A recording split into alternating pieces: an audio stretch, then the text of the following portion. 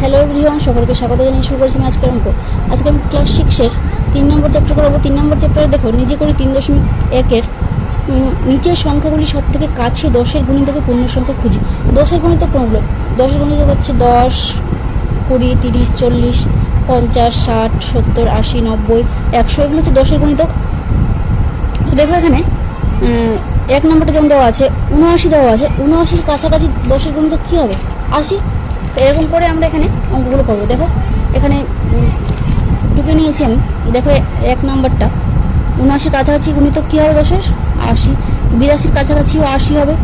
তারপর দেখো এখানে আছে 35, 35-এর কাছাকাছি কী হবে? 35-এর কাছাকাছি হবে তোমরা 40-ও দিতে পারো, আবার 30-ও দিতে পারো। ঠিক আছে, আমি এখানে 40-ই দিচ্ছি। 103-এর কাছাকাছি হবে কি? 100। এবার 218-এর কাছাকাছি কী হবে? 220। 333-এর কাছাকাছি কী হবে? 330। 1275-এর কাছাকাছি 1270 বা 1280, তোমরা যে কোনো একটা দিতে পারো। ঠিক আছে, এবার দেখো 8 নম্বরটা 2364 আছে। 2364 আমরা কি লিখতে পারবো?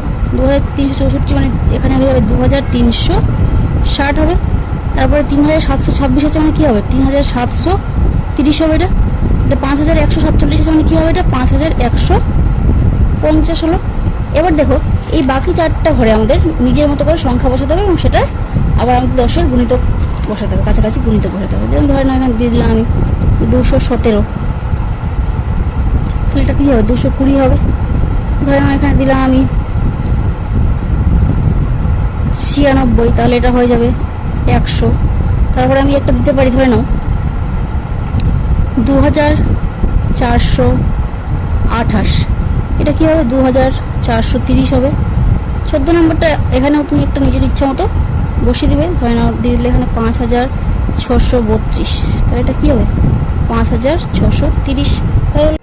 এবার দেখো নিচে করি 3.2, নিচের সংখ্যাগুলির সব থেকে কাছে 100-এর গুণিতকে পূর্ণ সংখ্যা খুঁজি। আমরা আগে একটা 10-এর করলাম, এবার আমরা 100-এর কাছাকাছি গুণিতক খুঁজবো। তো এখানে দেখো আমি সংখ্যাগুলো লিখে নিয়েছি।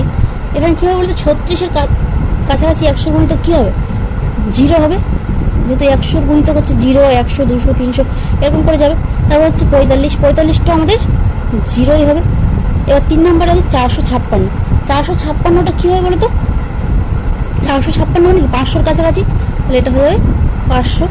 581 যেটা দেওয়া, হ্যাঁ 581 যেটা দেওয়া আছে সেটা কী হয়ে যাবে? 600 হয়ে যাবে।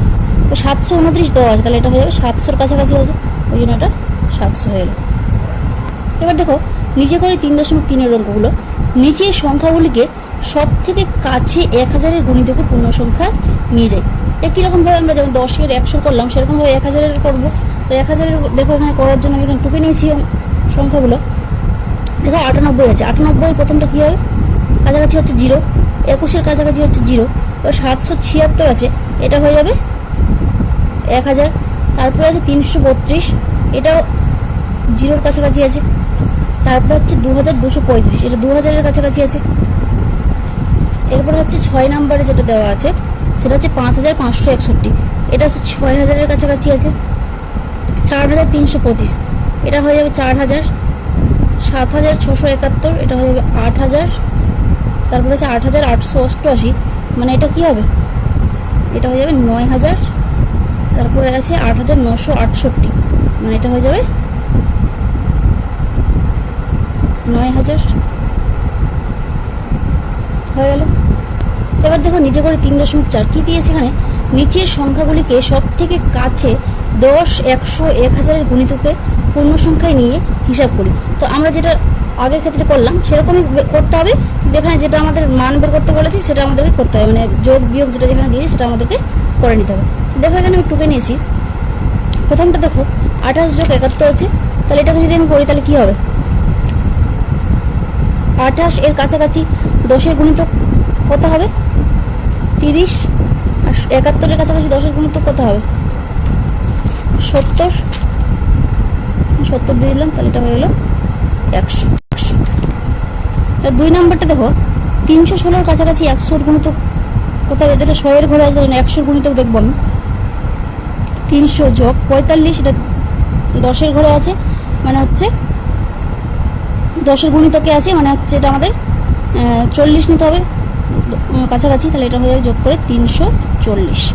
এবার হচ্ছে 728 দেওয়া আছে, তাহলে 728 এর কাছাকাছি 100-এর গুণিতক কত হবে 700, আর বিয়োগ হচ্ছে 156, 156-এর কাছাকাছি 100-এর গুণিতক হয়ে যাবে 200, তাহলে এটা 700 আর 200 বিয়োগ করে হয়ে যাবে 500। এটা হয়ে গেল।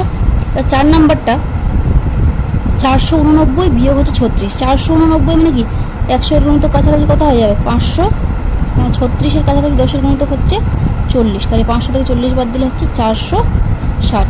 হয়ে গেল আমাদের অঙ্ক। আজকে এতদূর পর্যন্ত থাকবে। আর কোনো অসুবিধা হলে অবশ্যই কমেন্টে জানাবে। অন্যদের নতুন ভিডিও পেতে আমার চ্যানেলটিকে সাবস্ক্রাইব করে রাখবে।